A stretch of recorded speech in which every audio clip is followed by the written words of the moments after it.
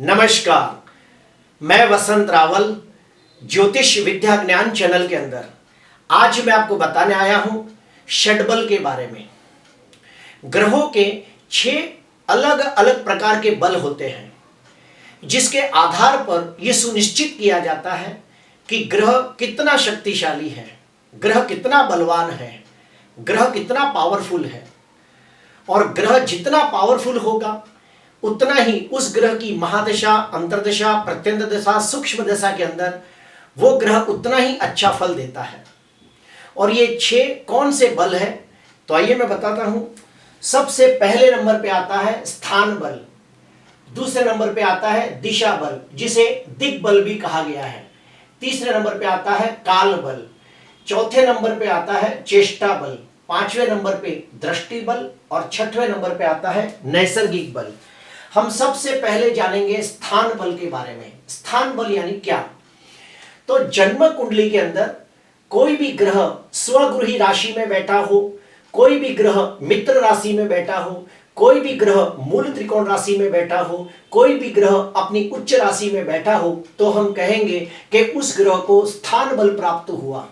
Example के साथ बताता हूं कि जैसे मान लो मेष लग्न की कुंडली के अंदर पहले ही भाव के अंदर मंगल स्वगृही होकर बैठा है, तो हम कहेंगे कि मंगल को स्थान बल प्राप्त हुआ। दूसरा एग्जाम्पल देता हूं कि सूर्य पंचम भाव के अंदर स्वगृही होकर बैठा है, तो हम कहेंगे कि सूर्य को स्थान बल प्राप्त हुआ। तीसरा एग्जाम्पल देता हूं कि मंगल दसम भाव के अंदर उच्चिका होकर बैठा है, तो हम कहेंगे कि मंगल को स्थान बल प्राप्त हुआ। इस प्रकार से स्थान बल देखा जाता है। अभी हम दूसरे नंबर पे आता है दिशा बल। दिशा बल कैसे देखा जाता है?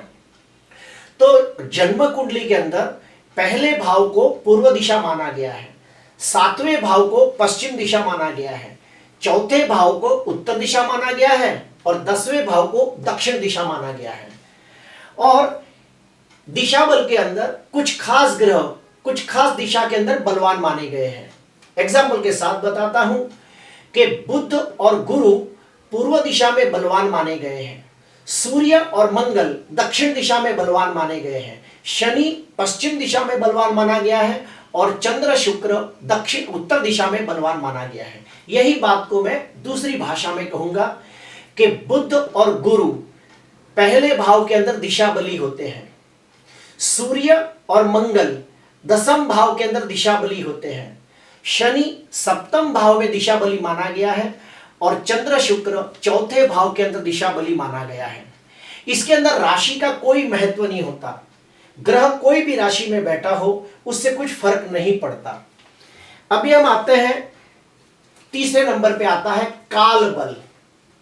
काल बल कैसे देखा जाता है, तो मैं आपको बताना चाहूंगा कि मान लो कोई बच्चा दिन के समय पैदा हुआ है, तो उसकी कुंडली के अंदर सूर्य, गुरु और शुक्र को बलवान माना गया है। ठीक उसके अपोजिट जाते हैं कि कोई बच्चा रात्रि के समय पैदा हुआ हो, तो उसकी कुंडली के अंदर चंद्र, मंगल और शनि को बलवान माना गया है। अभी रह गया बुध, तो बुध ग्रह दिन के समय भी बलवान माना गया है और रात्रि के समय भी बलवान माना गया है।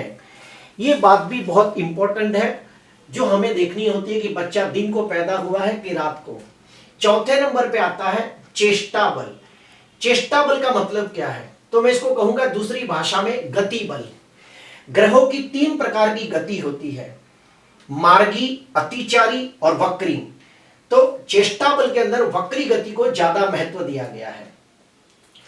कुंडली का कोई भी कारक ग्रह अगर वक्री होता हो तो उसकी शुभता में 3 गुना वृद्धि हो जाती है। ठीक उसके अपोजिट कुंडली का मारक ग्रह वक्री होता हो तो उसकी मारकता में 3 गुना वृद्धि हो जाती है, यानी कि उसके अशुभ फल में 3 गुना वृद्धि हो जाती है। इसे कहते हैं चेष्टा बल। उसके बाद नंबर आता है 5वां दृष्टि बल। दृष्टि बल यानी क्या, कि मान लो कुंडली का कोई कारक ग्रह है, उसके ऊपर कोई दूसरा कारक ग्रह दृष्टि करता हो तो हम कहेंगे कि उसको दृष्टि बल प्राप्त हुआ।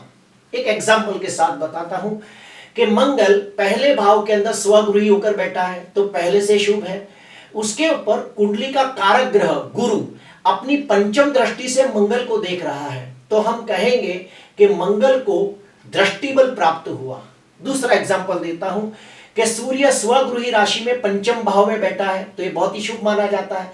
उसके ऊपर गुरु की नवम दृष्टि पड़ रही है तो हम कहेंगे कि सूर्य को दृष्टि बल प्राप्त हुआ।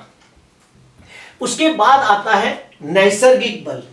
तो नैसर्गिक बल का मतलब क्या होता है? तो ग्रहों को प्रकाश के आधार पर सुनिश्चित किया जाता है। कौन से ग्रह का प्रकाश पृथ्वी के ऊपर कितना पड़ता है वो हिसाब से उसको नंबर दिया गया है। तो ये रहा, पृथ्वी के ऊपर सबसे ज्यादा प्रकाश गिरता है सूर्य का, इसलिए उसको पहला नंबर दिया गया है। सूर्य से कम प्रकाश होता है चंद्र का। पृथ्वी के ऊपर चंद्र का प्रकाश गिरता है सूर्य से कम, तो दूसरे नंबर पे चंद्र है, तीसरे नंबर पे शुक्र, चौथे नंबर पे गुरु, पांचवें नंबर पे बुध, छठवें नंबर पे शनि और सातवें नंबर पे शनि। सूर्य, उसके बाद चंद्र, उसके बाद शुक्र, उसके बाद गुरु, उसके बाद बुध, उसके बाद मंगल और उसके बाद शनि। इस प्रकार से क्रम वाइज इन ग्रहों का प्रकाश पृथ्वी के ऊपर पड़ता है। तो इस प्रकार से ग्रहों का बल देखा जाता है। मैं आपको एक एग्जाम्पल के साथ बताता हूं कि एक ही ग्रह के ऊपर 5 प्रकार के बल कैसे काम करते हैं। उसका एग्जाम्पल देता हूं कि मान लो मेष लग्न की कुंडली के अंदर मंगल दसम भाव में उच्च का होकर वक्री हो रहा है, तो इसमें कितने प्रकार के बल आए वो मैं आपको बताना चाहूंगा। सबसे पहला स्थान बल। मंगल उच्च का होकर दसम भाव में बैठा है तो हम कहेंगे कि मंगल को स्थान बल प्राप्त हुआ, ये पहला हो गया। दूसरे नंबर पे मंगल दसम भाव के अंदर दिग्बली हो रहा है, यानी कि दक्षिण दिशा में बैठा है तो हम कहेंगे कि मंगल को दिशा बल भी प्राप्त हुआ। तो मंगल को 2 प्रकार के बल प्राप्त हुए। तीसरे नंबर पे अगर ये जिसकी भी कुंडली है वो व्यक्ति रात्रि के समय पैदा हुआ है तो उसको काल बल भी प्राप्त हुआ। क्यों? क्योंकि रात्रि के समय चंद्र, मंगल और शनि ये तीन ग्रह बलवान माने गए हैं, तो मंगल को काल बल भी प्राप्त हुआ। चौथे नंबर पे मान लो ये मंगल वक्री है तो वक्री होने के वजह से मंगल की शुभता में 3 गुना वृद्धि हो जाती है, तो मंगल को चेष्टा बल भी प्राप्त हुआ। उसके बाद मान लो मंगल के ऊपर गुरु की 5वीं, 7वीं या 9वीं दृष्टि पड़ रही है तो हम कहेंगे कि मंगल को दृष्टि बल भी प्राप्त हुआ। तो इस प्रकार से दसम भाव के अंदर मंगल उच्च का होकर वक्री होकर बैठा है तो हम कहेंगे कि मंगल को स्थान बल प्राप्त हुआ, दिशा बल प्राप्त हुआ, रात्रि के समय जन्म होने की वजह से काल बल प्राप्त हुआ, गुरु की दृष्टि होने की वजह से दृष्टि बल प्राप्त हुआ और मंगल वक्री होने की वजह से चेष्टा बल प्राप्त हुआ। तो इस प्रकार से मंगल को 5 प्रकार के बल प्राप्त हुए। तो कुंडली के अंदर मंगल को अति योग कारक ग्रह, अति शुभ ग्रह माना जाएगा। तो जब भी मंगल ग्रह की महादशा, अंतरदशा, प्रत्यंत दशा, सूक्ष्म दशा, प्राण दशा आएगी तो मंगल की महादशा के अंदर बहुत बहुत अच्छा फल देखने को मिलता है। तो प्रिय दर्शकों, इस तरह से हम लोग देखते हैं षड बल। तो ग्रह कितने प्रकार का बल जुटा सकता है और जितने प्रकार का बल उसके पास ज्यादा होगा उतना ही ज्यादा शुभ माना जाता है। प्रिय दर्शकों, आज के लिए बस इतना ही। आपको अच्छा लगा हो तो जरूर लाइक करना, सब्सक्राइब करना। नमस्कार।